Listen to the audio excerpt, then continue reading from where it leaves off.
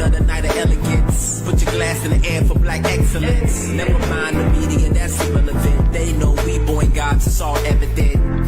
My black queens looking heaven sent. Gentlemen dressed decadent. Welcome to another night of elegance. Put your glass in the air for black excellence. Never mind the media, that's irrelevant. They know we born gods, it's all evident. My black queens looking heaven sent. Gentlemen dressed decadent.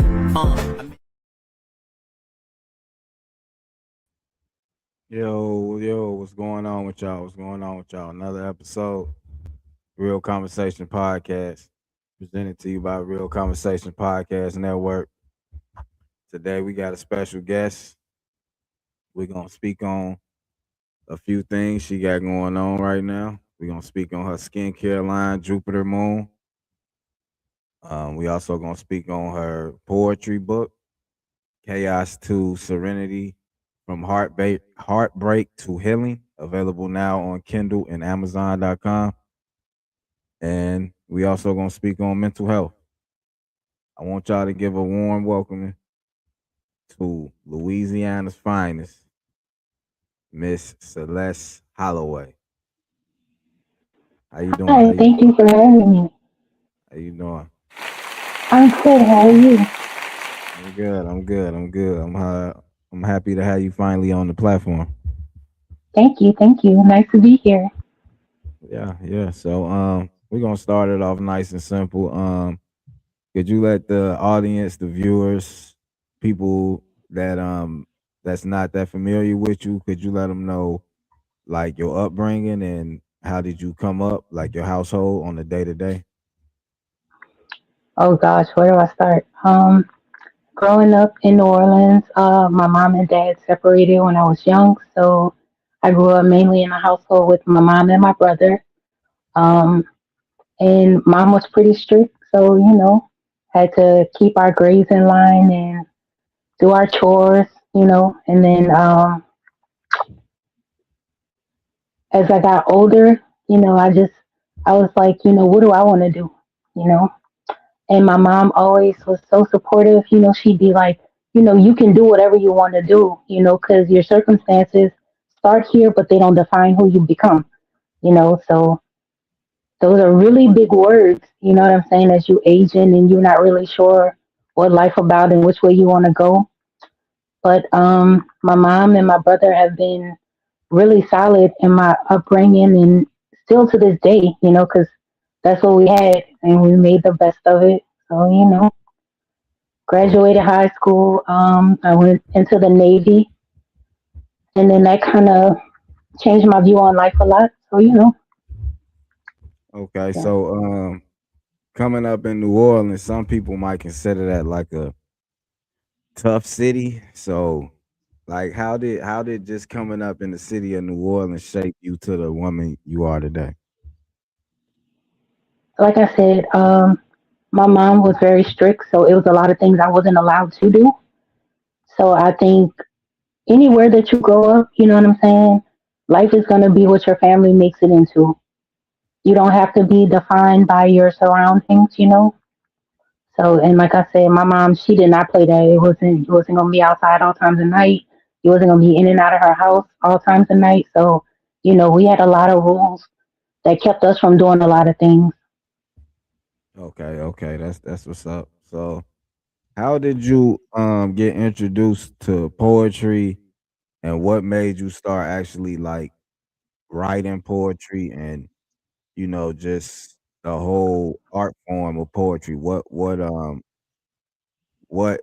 made you so like passionate about it? So it started back in probably about 2002. I was pregnant with my first daughter and I was home a lot, on bed rest. So I had a lot of time on my hands. I started reading a lot, right?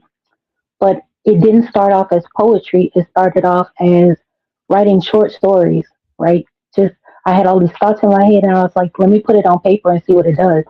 So I started writing small stories and I liked the outcome feedback that I got from people with that. And then I kind of transitioned it to poetry because I was like, what if I can make this into a poem to where it tells the story and it's not just so straightforward. And so I was writing for years and years, and then I just stopped. And then in 20, I say like 2019, I had a bout with depression, and writing became my outlet because I was like, I'm not big on medication. I don't like taking medication. So I didn't want to go to my doctor and be like, hey, this is how I'm feeling. And she'd be like, take this medicine. And then I become a zombie. So I started writing. And I mean, in the morning, late at night, in the afternoon, I was just writing, writing, writing because I had so many feelings. And I was like, I got to get it out though, because it's starting to tear me down, holding in so many things from over the years, from heartbreak to losses, and I just decided, okay, so I'm gonna start writing, but what am I gonna do with it, you know? And I mean, I had well over 50 poems that I had written, and I was just holding on to them. Like I would show them to friends and things like that, but I never really did anything with them, right? So a friend of mine, he was like, "You should write a book," and I was like, "I'm not an author, like like people that have knowledge of writing, they really do that." And he's like, your stuff is really good. So I was like, okay, I'll take it into consideration, and then I just kind of sat down and I put all of the ones together that had that central theme. It's like, okay, you sunk to your lowest point. Where are you going to go from here? And I just kind of put that collaboration together and then I put it together in a book because Okay, I'm okay. like, maybe, Before you talk about the book, I wanna introduce that. Like, I want that to be its own segment. So right before we okay, get into okay. the book, okay, right before we get into the book, would you say creating poems and short stories, as you call it, would you say that was like one of your main sources, like your outlets to get your feelings out? You feel like therapy or other things wasn't was it one of your resources at the time, or how did that work? To me, and I'm not saying, that it works for everybody, but writing was my outlet because, and I'm an advocate of therapy. I believe it helps a lot of people, but I just kind of felt like it wasn't for me because I felt like, how can I say this? I had so much to say, but I felt like me trying to explain that to someone, it wouldn't make sense if I just went and sat on the couch and, explained everything that happened that led up to that point. I felt like it was going to be back to the medication. It was going to be like, okay, well, we feel like this is going to be the answer to your issues. Take this medication. And I didn't want that. I didn't want to be a shell of the person who I was, and I wanted to get it out because I wanted to feel better and stop holding everything inside. So that's why I didn't feel like therapy was for me. Okay, okay. I have my own beliefs on therapy, but I'm not gonna say that in this episode. So I just wanted you to get that out there because I know the viewers will probably ask, like, why didn't she just go to therapy? Like, a lot of people feel as if that's just a, quick solve to everybody's problems, but everybody is different, like you just explained. But okay, so now let's get into the book. So you Hold titled on, the can I book. just say this real quick? Okay, go ahead. And another reason I didn't go to therapy is because I didn't want to suppress everything. Like I wanted to actually open that bag and deal with all my inner workings, all the stuff that I had pushed down over the years. I wanted to feel it because in my mind that was the only way I was going to get through it. Mm, Okay. okay. That's deep right there. Okay. So okay, let's get to the book. So you named the book Chaos to Serenity, from Heartbreak to Healing. That's a Yes. that's a powerful title. So I just got a few questions. I just want to, like, for the viewers, I want to break down, like, what what made you create the book? How long did it take to create the book? And why did you feel Amazon was the way to publish and produce and distribute your book? Okay. Um, I created it because, like I said, I had tons and tons of poems, and I was just holding on to them. Like I wasn't doing anything with them.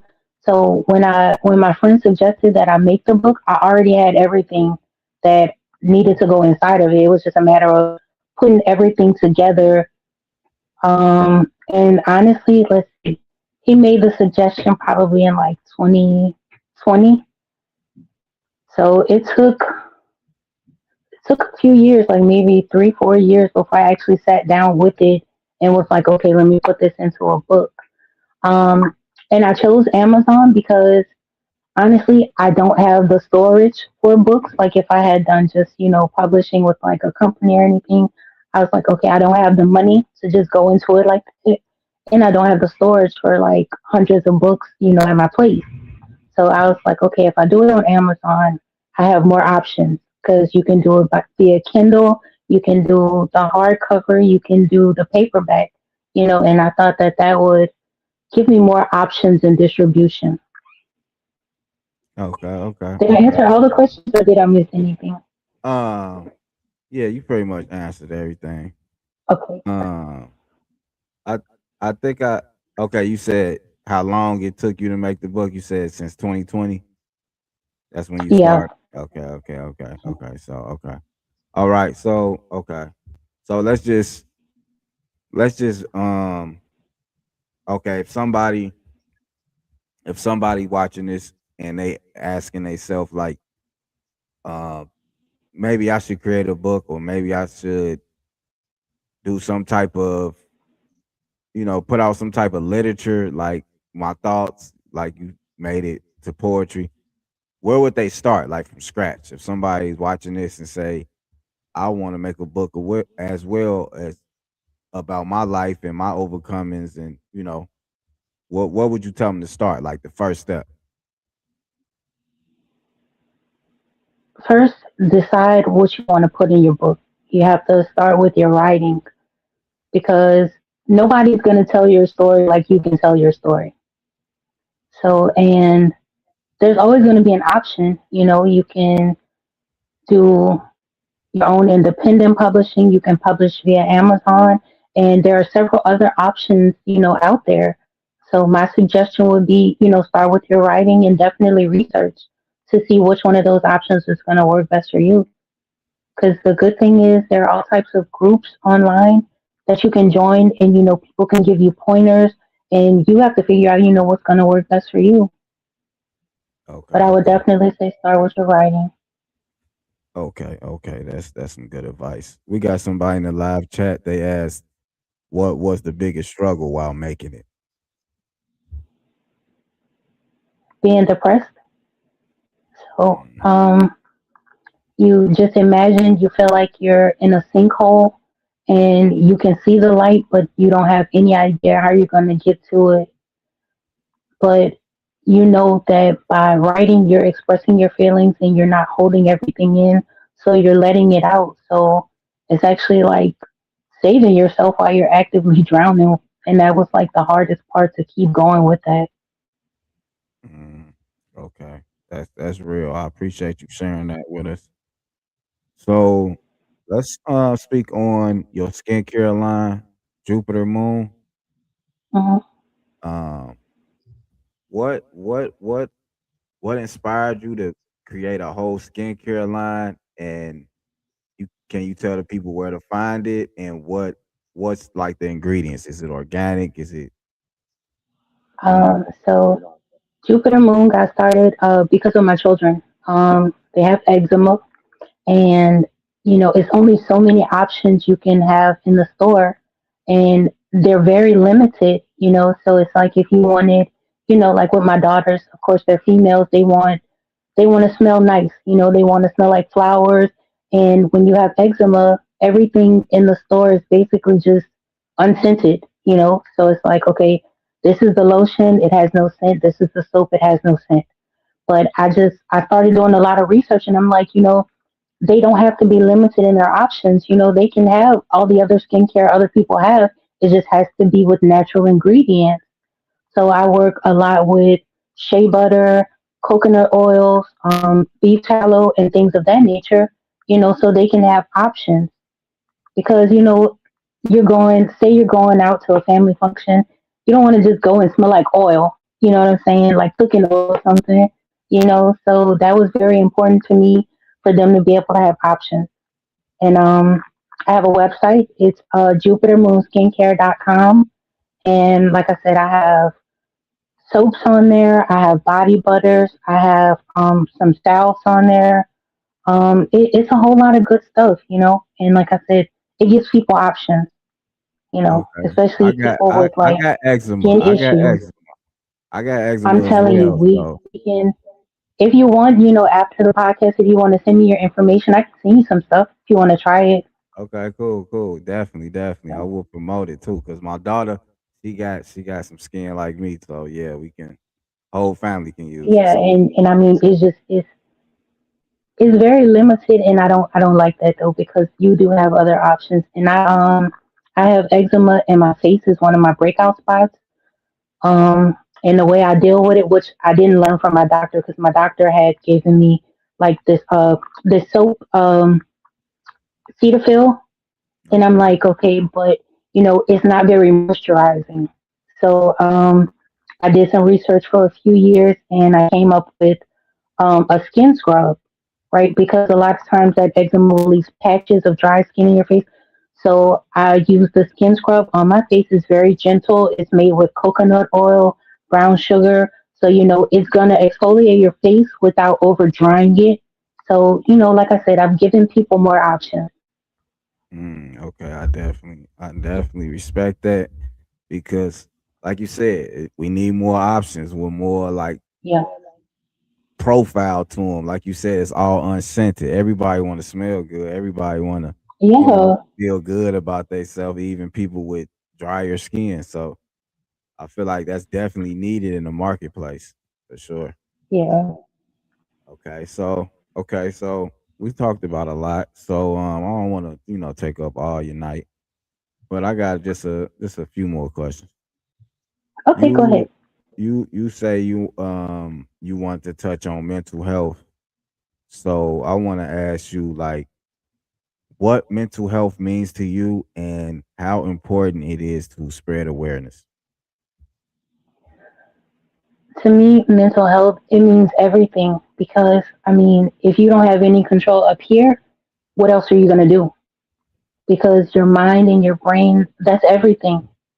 So to me, you have to you have to deal with your issues. Like it's no way around it. It's no way I could really sugarcoat it. But if you're dealing with something, you have to be open about it. You have to communicate to the people around you, and you have to be willing to sit with it and really get to the root of the problem. So, it can't just be like, oh my gosh, everything is just falling apart. Okay, well, why is everything in your life falling apart? Like, what happened that led to that? So if you say, okay, well, I lost my job. Okay, you lost your job. You need money. What do you do next? And I'm not saying don't feel your feelings and don't sit and be sad, but you can't stay there. You know, like whatever issues you have, if you keep pushing them down, eventually everything in that foundation is going to crumble. And when it hits you, it's going to hit you hard. And for me, when it hit me, mine happened over time and I didn't notice the signs. It was a lot of me basically people pleasing because it was like I always wanted to try to make everybody's life easier and make the people around me feel happy, feel like they had someone that they could depend on. And I got so caught up in everybody else's life, nobody was living mine. Mm, So I had to go into the hole to get out of it. And like I said, I had to sit with everything that I was feeling. I had to assess why I was feeling that way and what to do about it. And for me, like I said, my writing really changed everything for me. And then learning to say no. Like you can't be everything to everybody. You have to set those boundaries and you have to draw lines and say, hey, no, you don't, and you don't even have to have a reason. It's just like, no, not today. Today I'm off and I'm doing this. So no, you know, and stop allowing people to call you and drop all of their problems on you because you give them advice, they're not going to take it. And then next week they're going to call you and it's going to be the same thing. You have to learn how to put yourself first and tell people no and be unavailable. And to me, that mental health awareness is colossal. You know, like people have to take it more seriously because sometimes when you go into that depression, a lot of people don't make it out. And depression is not somewhere you want to spend a lot of time because if you allow it to, it'll grow and it'll create even more problems in your life. So, you know, I suggest people find what works for them, you know, because my method is not going to work for everybody else. Some people will need medication, you know, some people will need therapists. You know, you have to figure out what's going to work for you. But if you feel that overwhelming sadness and you just feel like you have no other options, seek help. Like reach out. I don't care if you reach out to your godmother, to your doctor, reach out to somebody and, you know, find a way to get better. Mm, okay. We usually end the show with a motivational, inspirational message, but you pretty much just did all that in one. So I appreciate you so much. Okay. And, I'm gonna let you close out the show. I'm gonna take my face off. Just let them know where to find you and where they can find your product and your book as well. I appreciate your time and your energy. Thank you so much. Thank you so much. You have a good night. Just let the Don't people don't let the people know where to find you. Let the people know what. Oh man. Okay, that was Celeste Holloway. I don't think she know what I meant, but yeah, we appreciate her for stopping by, and you can find her on Facebook, Celeste Holloway, JupiterMoon.com for a skincare line, and Chaos to Serenity from Heartbreak to Healing on Amazon and Kindle.com, available right now. So make sure y'all just support her entrepreneurship, support her message, her movement, and we appreciate her. She also invited to come back on the show at any time. So with that being said, make sure to like, share, and subscribe to the channel. Hit the bell for more notifications, for more interviews and content just like this. We appreciate y'all, man. Have a fresh week, fresh mindset. Realize that you can overcome anything. You can manifest your own reality. As long as you wake up, you can switch your reality at any time, any moment. So this for y'all, man. Like, share, and subscribe. Comment down below. It's been your boy, Mr. Smooth, with the one and only Celeste Holloway. We gone. Love.